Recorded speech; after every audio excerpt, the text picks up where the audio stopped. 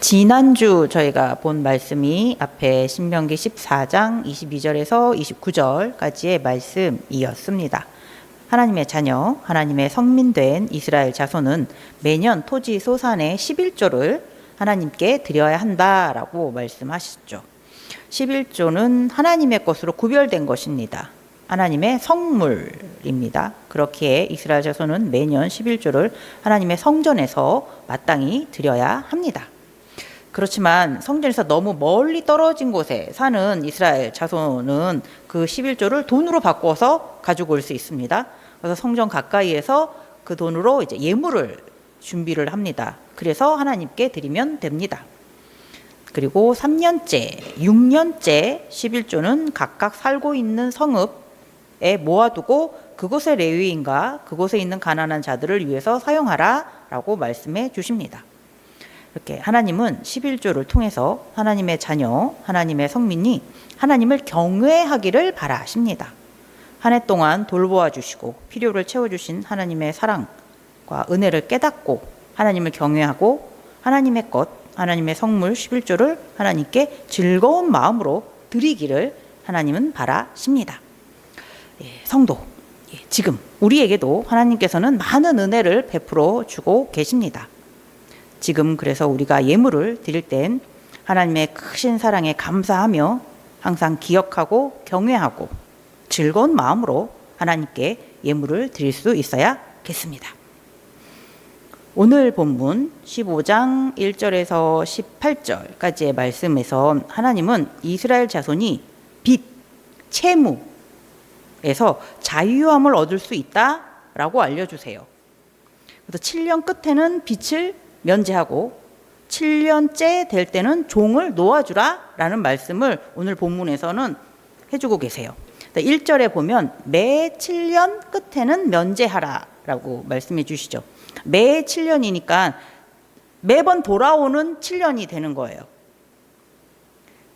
그러니까 7년 주기로 돌아오는 거죠. 그러니까 매 7년, 매번 돌아오는 7년이 언제일까요?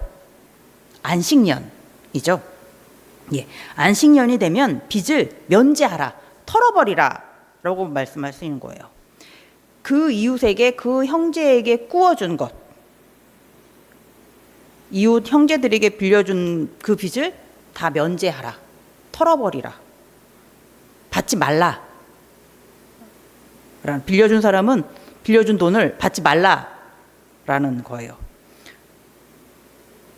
모든 사람에게 다는 아니에요. 3절 보면은 이방인에게는 네가 독촉하려니와, 이방인에게 빌려준 돈은 계속 받을 수가 있습니다.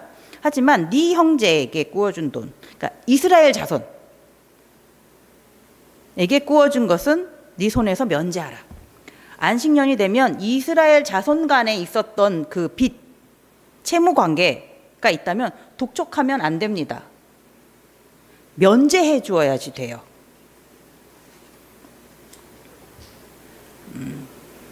제가 여기 있는 사람들에게 골고루 다 빚을 진 상태라면 저는 누구에게 빌린 돈을 면제받을 수 있을까요? 안식년에.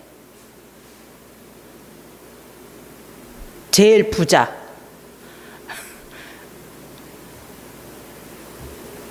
그게 아니고요. 모든 채무. 2절 보면은 면제 규례는 이러하니라. 그의 이웃에게 꾸어준 모든 채주는 그것을 면제하고, 저에게 돈을 빌려주신 모든 분들이 다 저의 빚을 면제해 주셔야지 되는 거예요. 저는 빌린 돈이 이제 하나도 없게 되는 겁니다. 안식년이 되면은. 완전 좋아. 그 다음에 또 빌려도 되는 거겠죠? 7년째 되면 완전 빚이 다 없어지는 거니까.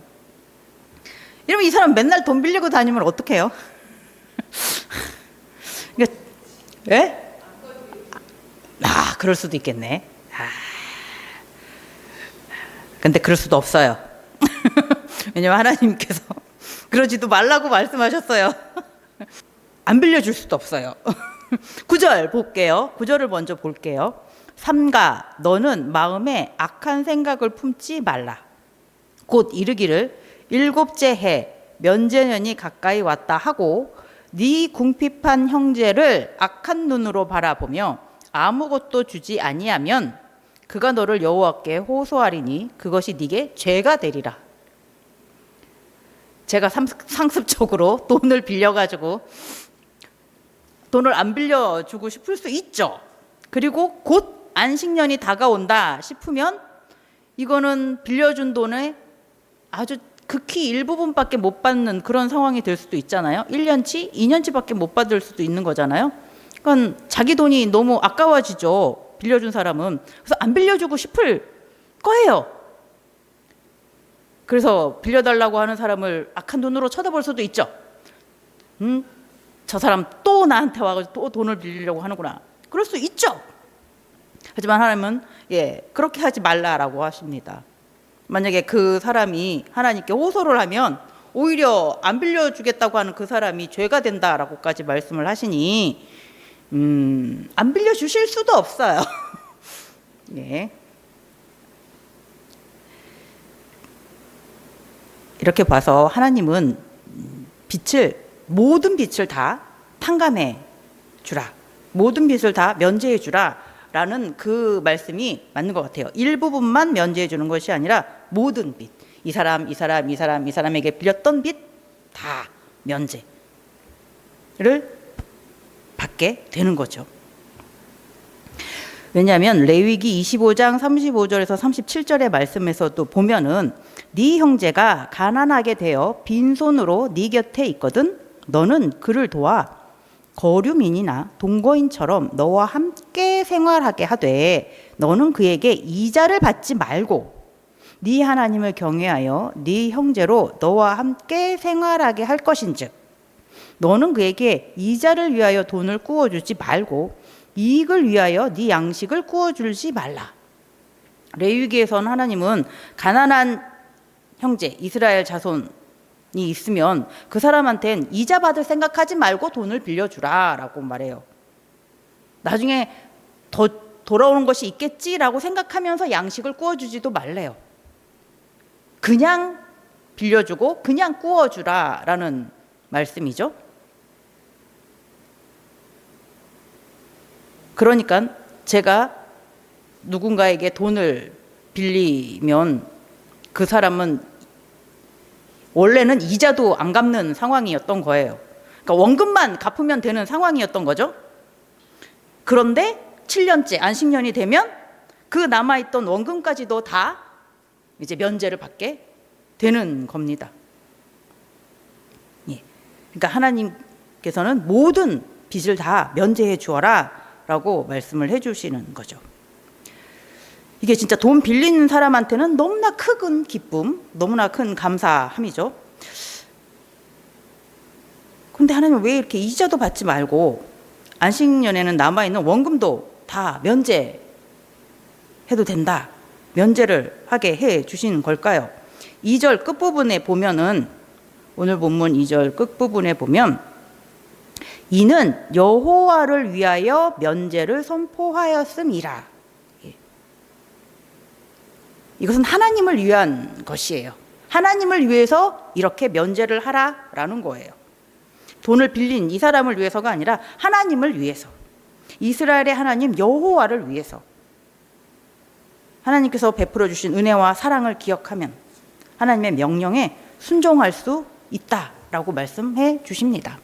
그래서 레위기 25장 38절에 보면 나는 너희의 하나님이 되며 또 가나안 땅을 너희에게 주려고 애굽 땅에서 너희를 인도하여 낸 너희의 하나님 여호와이니라. 430년 애굽의 노예로 고통 속에 있었던 이스라엘 자손을 하나님께서 가나안 땅으로 인도해 주셨습니다.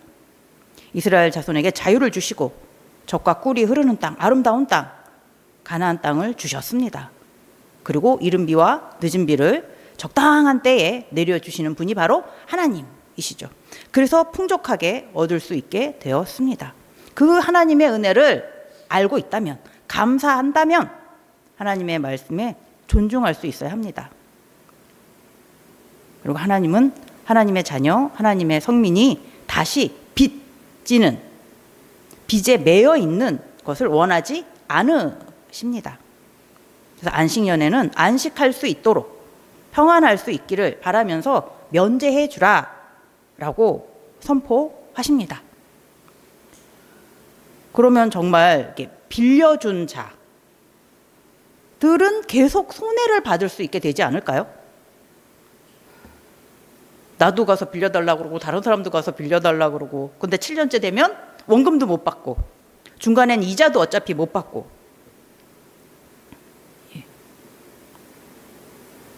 안 빌려주면 제가 안 빌려줍니다 하나님 하고 호소하면 그건 또 하나님께 죄가 된다 그러고.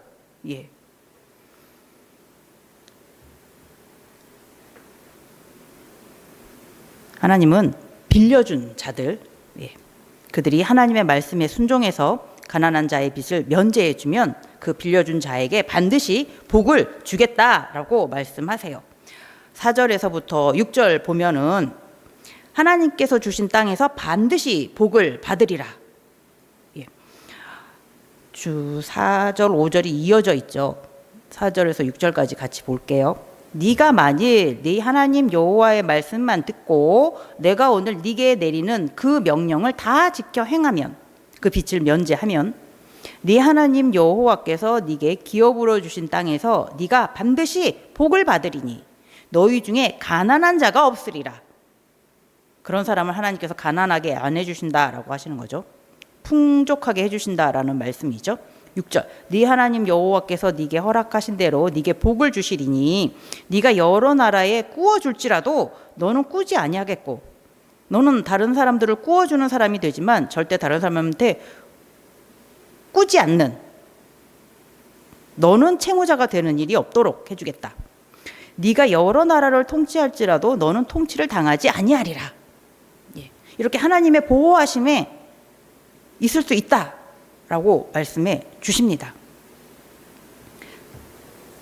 그러므로 하나님의 자녀, 하나님의 성민된 이스라엘 자손은 가난한 형제를 보면 마음을 완악하게 하지 말라. 아끼는 마음을 품지 말라.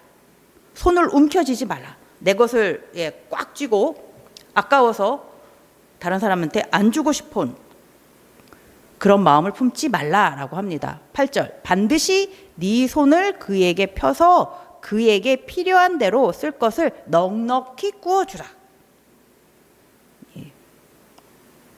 그러면 하나님께서 그 베푸는 자에 하는 모든 일과 그 손이 닿는 모든 일에 복을 더하여 주실 것이다 라고 말씀해 주십니다.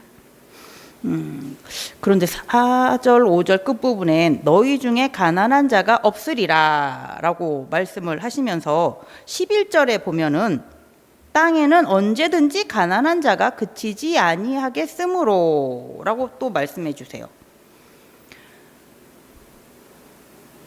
하나님의 말씀대로 살아가면 이스라엘 자손들이 가난한 자가 없게 되는데, 그런데 11절에는 또 가난한 자는 언제든지 그 땅에 있게 된다라고 또 말씀해 주세요.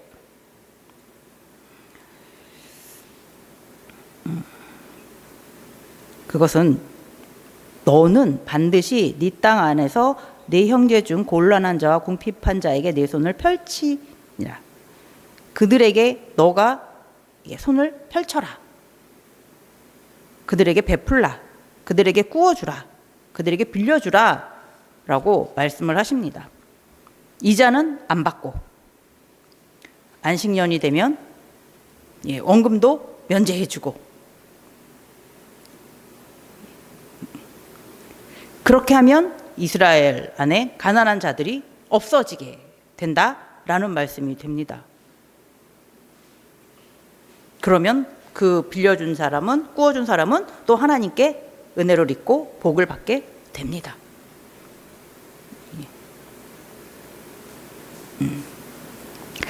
이스라엘 자손 중에 이 가난한 자, 정말 하나님 말씀대로 안식년이 되면 그 빚을 다 면제 받게 되면 살기는 좀 편할 것 같습니다. 일을 하다가 이제 실패를 해요. 돈이 필요하면 이제 가서 빌리면 되잖아요. 이자도 안 받고 이제 빌릴 수 있어요. 그리고 원금 갚아가다가 안식년 되면 그 원금도 다 면제받게 됩니다. 그 여러 명의 채권자들에게 다 이제 면제받게 되는 거죠. 이 가난한 자의 입장에서는 진짜 살만하죠. 그래서 이 가난한 자는 계속 돈을 빌리면서 사는 사람도 있겠죠. 하지만 그래도 이제 빌려준 자들을 보면 그들이 하나님의 말씀에 순종해서 가난한 자에게 돈을 빌려주고 또 안식년이 되면 남아있던 빚도 다 면제해주고 그렇게 하나님의 말씀에 순종하면서 살아가서 하나님께서 그들에게 복을 주시는 것을 보면 내 빚이 면제됐지만 나는 항상 가난해요. 하지만 그들은 빌려준 돈도 못 받는데도 항상 더 풍족해지는 걸 보면은 이 계속 돈을 빌리던 자의 눈에는 나도 빌려주는 사람이 되고 싶다라는 생각을 아마 하게 될 겁니다. 계속 빌리는 일을 하지 않고 열심히 일해서 나도 빌려주는 입장이 돼보고 싶다라는 생각을 하지 않을까요? 계속 빌리는 삶을 살지는 않을 것 같습니다. 12절에서부터 18절의 말씀은 이번에는 종에 대한 말씀입니다. 12절 보면 네 동족 히브리 남자나 히브리 여자가 네게 팔렸다 하자. 만일 6해 동안 너를 섬겼거든 7째 해에는 너는 그를 놓아 자유롭게 할 것이요. 네 동족, 그러니까 같은 이스라엘 자손을 종으로 만약에 샀다면 6해 동안, 6년 동안은 그 집에서 일을 합니다. 하지만 7째 해는 자유롭게 놓아주라. 더 이상 종이 아닌 거예요. 그러니까 이거는 6년은 채워야지 되는 보장이 되는 거니까 이거는 안식년에 맞춰가지고는 아닌 것 같아요. 그냥 6년 채우고 그 다음 7년째 될 때는 종에서 자유로워지는 그런 모습인 것 같습니다. 그러니까 안식년하고는 조금은 다른, 안식년 때마다가 아니라 6년은 일하고 7년째는 종에서 자유로워지는 그런 말씀입니다. 이스라엘 자손이 이스라엘 자손을 종으로 삼는 것 자체가 흔한 일, 쉬운 일은 아니에요. 하나님이 이스라엘 자손을 종으로 삼지 말라고 말씀을 하셨기 때문에요. 레위기 25장 42절에 보면 그들은 내가 애굽에서 인도하여 낸 내 종들이니 이스라엘 자손은 내가 애굽에서 인도하여 낸 나의 종, 나의 자녀들이니 종으로 팔지 말 것이니라. 하나님께서 이스라엘 자손은 종으로 팔면 안 된다, 사고 팔면 안 된다라고 말씀하셨어요. 그러면서 44절에 네 종은 남녀를 막론하고 네 사방 이방인 중에서 취할지니 남녀 종은 이런 자 중에서 나올 것이며 너에게 종이 필요하다면 너 주변에 살고 있는 이방인들 중에서 종으로 사용하라. 너의 같은 형제인 이스라엘 자손 중에서는 종을 사용하면 안 된다라고 하나님께서 이렇게 말씀을 해 주셨습니다. 그럼에도 이스라엘 자손 중에서 종이 되었다면 그 사람이 굉장히 형편이 어려운 상황이었다는 거죠. 그러면 6년은 그 집에서 열심히 일을 해야 합니다. 하지만 7년째는 자유롭게 놓아줘야 된다라고 하세요. 그러면서 그 7년째 놓아줄 때 그냥 빈손으로 내보내지도 말고 풍족하게 채워서 내보내라고 하세요. 13절 14절 보면 그를 놓아 자유하게 할 때에는 빈손으로 가게 하지 말고 네 양 무리 중에서와 타작 마당에서와 포도주 틀에서 그에게 후히 줄지니 곧 네 하나님 여호와께서 네게 복을 주신 대로 그에게 줄지니라. 하나님이 그 종의 주인에게 풍성하게 베풀어 주신 것만큼 이제 종에서 자유로워지는 그 같은 형제 이스라엘 자손에게도 풍성하게 손에 들려가지고 내보내주라 라고 말씀하십니다. 하나님께서 이렇게까지 말씀하신 이유는 15절에 나와 있습니다. 같이 읽어보겠습니다. 너는 애굽 땅에서 종되었 것과 네 하나님 여호와께서 너를 속량하셨음을 기억하라. 그것으로 말미암아 내가 오늘 이같이 네게 명령하노라. 아멘. 하나님은 이스라엘 자손은 애굽의 종, 노예에서 모두 속량해 주셨습니다. 그렇기에 하나님의 자녀, 성민이 된 이스라엘 자손이 다시 누군가의 종, 노예가 되는 것을 어떻게 기뻐하실 수 있으시겠어요? 그것도 같은 이스라엘 자손의 종으로 된다면 하나님께서 절대 기뻐하실 일이 아니시죠. 하나님의 구원의 은혜를 알고 감사하는 이스라엘 자손이라면 하나님께서 자유인으로 풀어준 그 동족 이스라엘 자손을 종으로 삼으면 안 됩니다. 그러면 정말 형편이 어려워서 종으로 있게 되는 경우에는 6년은 집에서 일을 하고 7년째 될 때는 자유롭게 풀어줘야 된다라고 말씀을 해주고 계세요. 그러면서 또 만약의 경우를 하나님께서 미리 말씀을 해주시는데, 만약에 이 너무나 형편이 어려워서 같은 이스라엘 자손의 종으로 있었던 이스라엘 자손이 6년 채웠어요. 이제 7년째가 되어서 이제 종에서 자유를 얻고 나갈 수 있습니다. 하지만 나 그냥 이 집에서 계속 있고 싶습니다. 내가 주인으로 섬겼던 이 사람들을 나 계속 주인으로 섬기면서 살고 싶습니다 하면 계속 그렇게 살아도 된다. 하지만 그때 이제 표시를 해요. 귀를 뚫으라고 하십니다. 출애굽기 21장 5절 6절 보면, 만일 종이 분명히 말하기를 내가 상전과 그 처자를 사랑하니 나가서 자유인이 되지 않겠노라 하면 상전이 그를 데리고 재판장에게로 갈 것이요, 또 그를 문이나 문설주 앞으로 데리고 가서 그것에다가 송곳으로 그의 귀를 뚫을 것이라. 그는 종신토록 그 상전을 섬기리라. 저는 계속 종으로 이 집에 머물고 있고 싶습니다 하면은 이제 재판장, 제사장, 하나님의 성전 앞으로 가가지고 이제 그 문 기둥에 이제 귀를 대고 송곳으로 이렇게 딱 뚫는 거예요. 이제 표시가 되는 거죠. 이 사람은 영원토록 이 집에 종으로 있기로 했다. 본인이 그렇게 선택한 것이다. 라고 이제 표시가 되는 거죠. 이제 이런 경우를 제외하고는 하나님은 이스라엘 자손 중이 종이 되는 경우에는 7년째는 자유롭게 놓아주어라 라고 말씀하세요. 기쁘게 놓아주어라. 아쉬워하지 말고 놓아주어라 라고 말씀하십니다. 그러면 하나님께서 네 범사에 복을 주시리라 라고 말씀하세요. 결코 손해가 되지 않을 것이다 라고 말씀해 주십니다. 빚진 자를 면제받게 해주시는 그 하나님의 말씀, 그리고 종되었던 자를 자유하게 해주시는 이 하나님의 말씀으로 인해서 이제 이스라엘 자손들은 내일에 대한 그런 소망을 품으면서 살 수 있습니다. 평안하게 살 수 있게 되었습니다. 그리고 이제 오늘 본문의 말씀을 보면은 빚을 면제받은 자보다, 그리고 종에서 자유로워진 자보다는 빌려준 사람,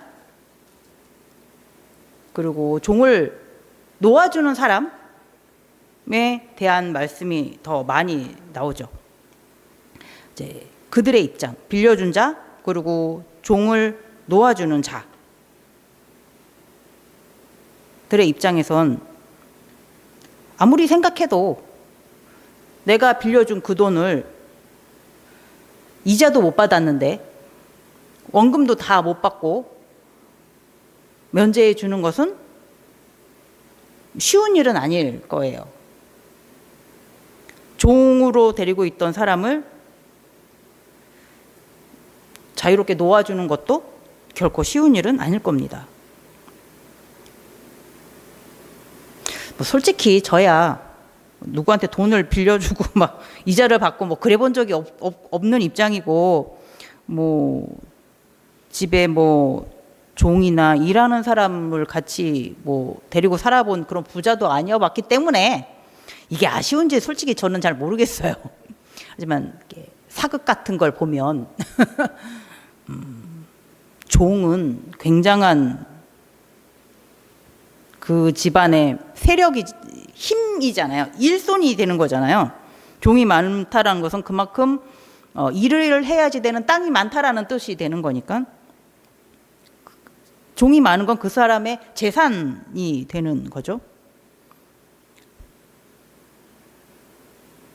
돈을 아무리 많이 가지고 있어도 사람은 또 더 갖고 있기를 원하지, 이렇게 손해보면서 이자도 안 받고 원금도 다 안 받고 하는 이런 것을 인간적으로는 좋아할 만한 사람은 없을 것 같습니다. 이렇게 현실적으로 손해가 눈에 보이잖아요.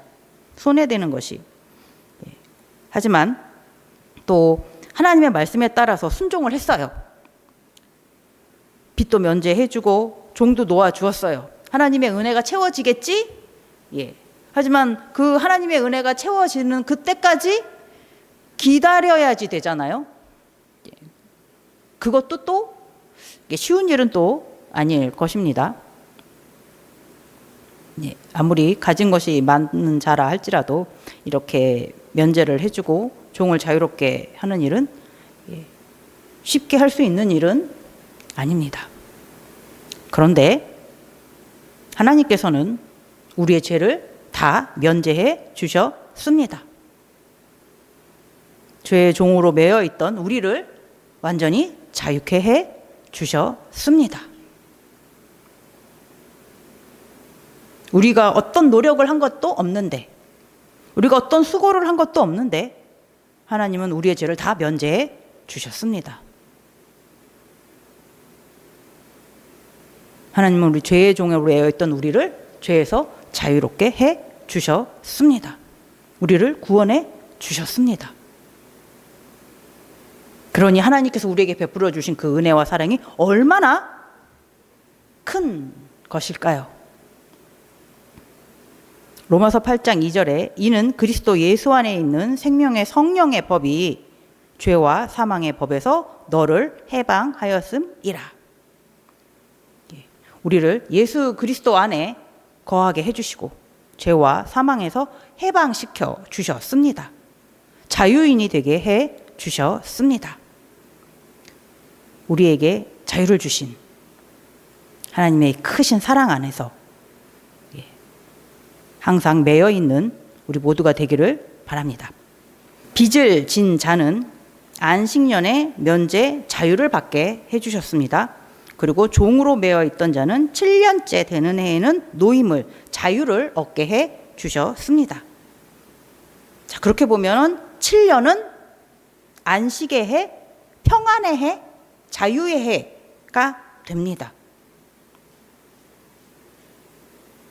그리고 하나님의 말씀에 순종해서 빚진 자를 면제해 준 사람, 종을 자유롭게 놓아준 사람에게도 이 7년째 되는 해는 평안의 해, 안식의 해가 됩니다. 왜냐하면 하나님께서 은혜를 주시잖아요. 복을 주시잖아요. 하나님의 보호하심을 더 채워주시고 하나님께서 그 필요를 더 채워주시기 때문에 빚진 자를 면제해 준 사람에게도, 종을 자유롭게 놓아준 사람에게도 이 7년째 되는 해는 더 큰 평안과 안식을 얻는 해가 됩니다. 하나님의 말씀에 순종하는 자는 이렇게 하나님이 주시는 안식 안에서, 평안 안에서 거할 수 있게 됩니다. 예수 그리스도 안에 거하는 자는 진정한 자유인으로 살 수 있게 됩니다. 혹시 이번 주간 하나님의 말씀에 순종하지 못해서 좀 아쉬웠다 하신 것이 있으신가요? 이렇게 여쭤보는 건 저는 있다라는 뜻이겠죠? 예, 저는 좀 있었어요. 그래서 후회하고 있습니다. 혹시 저처럼 후회하시는 분이 계신다면 다음번에는 꼭 하나님의 말씀에 순종하시길 바랍니다. 그렇게 하나님의 말씀 안에서 하나님이 주시는 평안 속에서 기쁨을, 자유를 온전히 누리시는 여러분들 되시기 바랍니다. 기도하겠습니다.